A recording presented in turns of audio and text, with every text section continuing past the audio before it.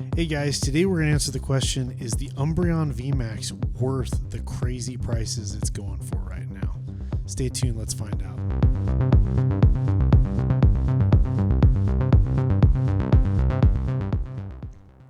Hey guys, a lot of content creators recently have been talking about how Umbreon VMAX has made a recent move and hit some all-time high prices, which begs the question then, is this card worth it? Is it getting overhyped? Is there too much FOMO around it?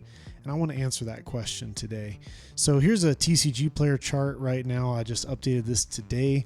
The near mint card now is at 1288, which is pretty crazy for a Pokemon card. We don't normally see cards go that high, especially modern cards. Sometimes you can see vintage cards go that high, but it's pretty nuts, pretty high price. This is from TCG Fish. This is a history of the PSA 10 price. It's a little behind though. You can tell that it's not fully updated because right now it's showing a $1,400 price at the end there. That's behind. We're behind a few months, but you could see the overall trend that when this thing came out, it shot down. Maybe the PSA 10, almost touched 400, but really probably in this $450 to $500 price point. And then it's really just steadily gone up. It's had ups and downs, but overall, the trajectory of this thing has just been going to the moon.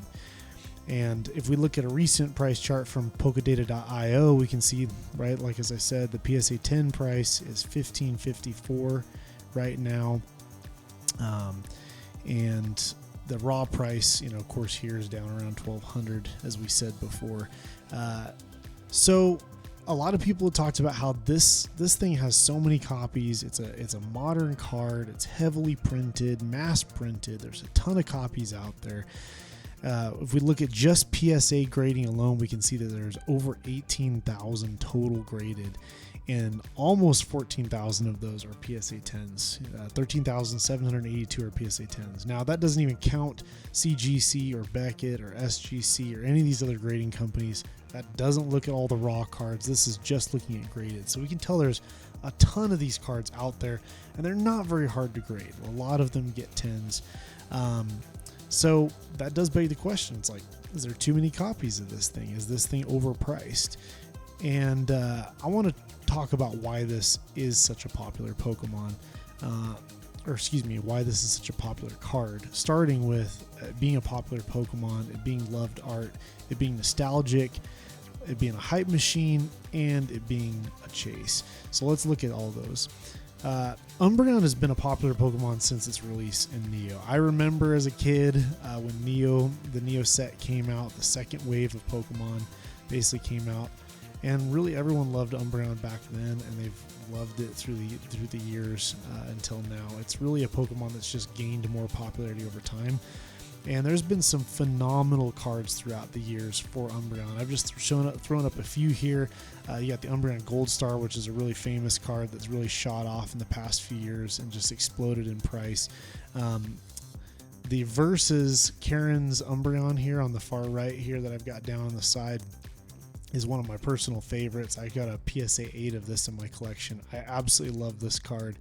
It's beautiful, and there's just been a lot of fun things for collectors to collect over the years, which I think has definitely increased Umbreon's popularity. If we look at like Gem Rate, which is a website that shows how many of a certain player has been graded with PSA, and the Pokemon itself would be considered the player in this case, right? Like PSA started out as a sports grading company and now grades a ton of TCG cards, including mostly Pokemon, but also One Piece, Magic, those other TCGs as well. And like you can see here that there's been over 222,000 Umbreon cards graded ever, which is a huge number. Like it's over double what Flareon is. It's over what Zapdos is. Zapdos is 197,000. Now it doesn't touch Charizard. Charizard's 1.5 million, but still, Pokemon like Flareon, Zapdos, those are popular Pokemon, and Umbreon is beating those, right? So Umbreon is I think pretty well accepted as a popular Pokemon. It's not the Charizard tier or Pikachu tier, but it's up there. It's a high ranking Pokemon that people love, and I think that's a big important part of why it's a chase card. And then people love this art. And, I got to be honest, I thought it was kind of overrated until I held one in person. It really genuinely is a gorgeous card, especially with the texturing, with the way that the moon glows, the eyes on Umbreon, the red eyes like glow, all of that kind of turquoise and green coloring in the sky. Like, it's a very beautiful card, and people love this art, and they love the pose of Umbreon on top of this castle reaching towards the moon. Hence its nickname Moonbreon. It's just, people love the art. Not everyone necessarily loves it, but the vast majority of people love it, and that's what you need for a chase card, for a popular card. And I think this is one that most people don't really talk about, but I think more people are affected by nostalgia with this card than they think. When I look at the Umbreon VMAX, if we look back at this picture here, with it on the castle, I jump to Harry Potter.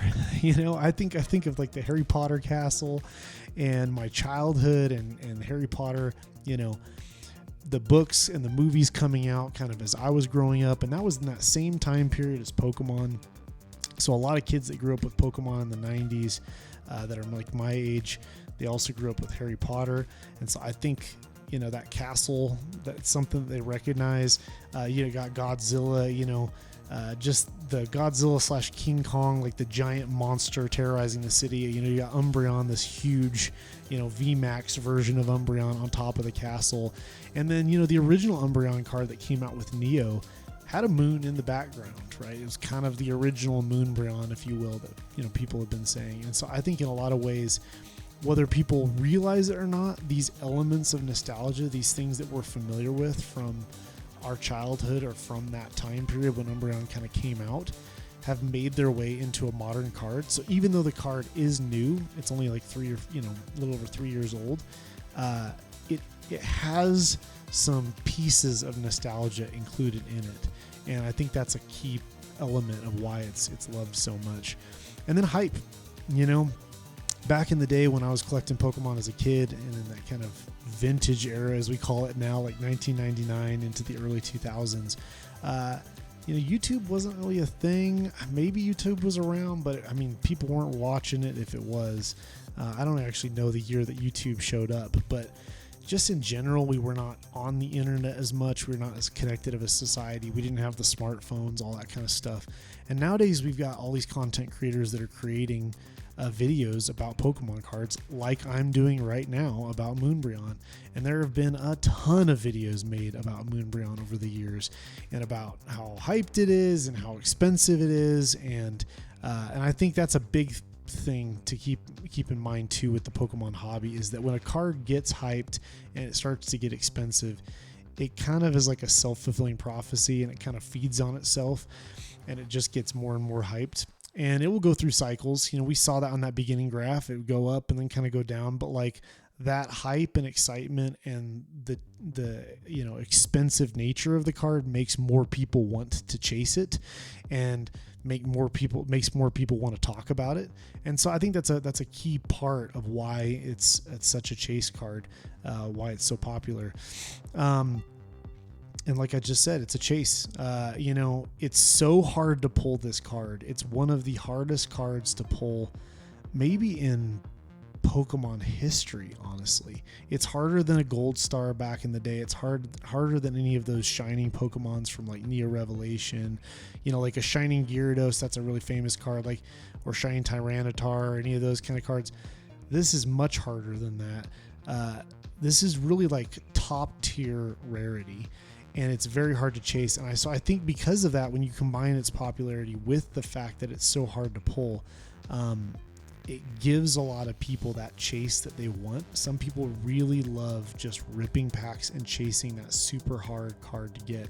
And then when they finally get it, you get this incredible feeling like, wow, I finally hit that super rare card. And since it's so popular, and you've got like your favorite YouTubers, I've got PokeRev on here and like Leonhardt, you get these big time YouTubers chasing it too. Other people are going to see that, and then they want to do the same thing, right? It's like you see your YouTube heroes do it, and so then you want to do it as well. You want to chase it as well. And so, is it worth it? Well, I think there's kind of two things that factor into that question: demand and it's extremely hard to pull, as we were just talking about. As we mentioned, Umbreon, very popular Pokemon, and I would say this card specifically is the most popular card of the Sword and Shield era. If you look at its raw price and you compare it to the raw price of all the other cards in the Sword and Shield era, it beats them all by a mile. Even really popular cards like Giratina V or the Gengar VMAX, those other cards, the raw price is a fraction of what the Umbreon VMAX is. So very clearly the demand is there, and the people have spoken. This is the face of the Sword and Shield era. This is the chase card of the Sword and Shield era. And so many people got into the Sword and Shield era with COVID and just in general, with the increased popularity of Pokemon over the years. And so this card's been chased by millions. The demand is there, and the price is showing it that the demand is there.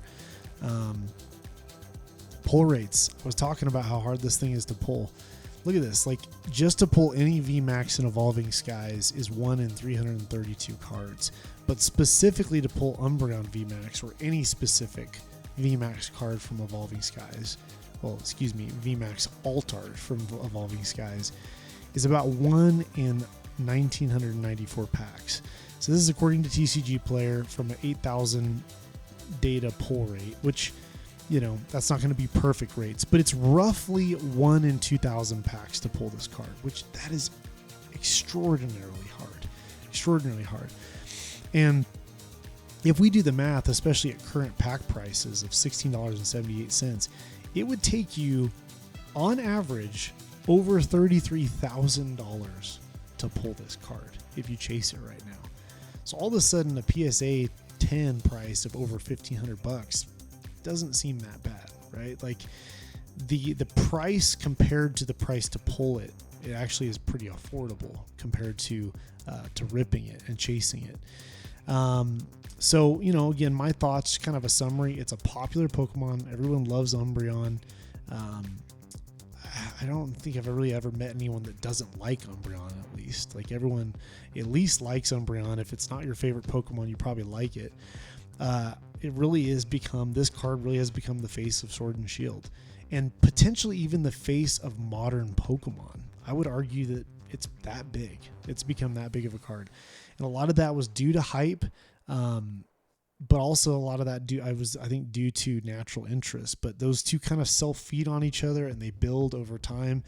And this card has managed to hold on to its hype over 3 years later, right? It wasn't just hype for a moment and gone. It still continues to grow in price and still continues to be popular and talked about. It's extremely hard to pull. I think that puts a lot of upward pressure on its price and makes buying the single or buying the graded copy actually a really good value. So in summary, I think yes. Like I said, if we look at this graph, over time it's had some ups and downs. Right now we might be at a new spike. Remember, this graph doesn't have the most recent data on it. I just show this one because it goes all the way back to the beginning. But even if you had bought this card at the very beginning of release at a PSA 10 for $1,000, you would still be up today 3 years later, because it's $1,550 now. And here in November of 2022, right around there, it spiked to $1,400. And again, the current price is $1,550, so it beat that price. This spike right here might have been its all-time highs, so it's basically at its all-time highs right now. But overall, the trend for Moonbreon has literally been just up and to the right. And so if you're worried about this card, like if you think it might just be manipulated or overpriced, I don't think so. I mean, I really think the fundamentals are here. Could it be in one of these short-term hype cycles where it goes up and then it comes down a little bit? Yeah, sure. But I still think the overall trajectory of this card is heading up. I really do. I think over time this card is just going to continue to become more expensive over the long run. And I think 5 years from now, $1,500 is going to look like it was a deal. Now, I'm not a financial advisor. I'm not telling you to go buy this card. These are just my opinions. I've just heard a lot of people saying that they don't think this card's worth it. They think it's overhyped. They think it's overpriced. I don't think it is. When I look at the data, when I look at how popular it is, when I look at how hard it is to pull, how much money you'd have to sink in packs to get it, I think it's very fairly valued, if not undervalued, for the long term. So anyway, these again are my thoughts. Be responsible with your money. Don't go spending money that you don't have. Don't go into debt to get a Moonbreon, you know. But yeah, I'd love to hear your thoughts. Leave them in the comments below. Let me know what you think. Do you think that Moonbreon is worth it? Do you think the price is worth it, or do you think I'm full of it and it's overhyped? I'd love to hear your thoughts, and I'd love if you'd subscribe to my channel. I'm a small channel. I'm just getting started, but I've got a lot of ideas and a lot of things I want to talk about coming up. I'm passionate about the hobby, and so I'd love your subscription. Please leave me a like too if you liked the video, and hope to see you around again.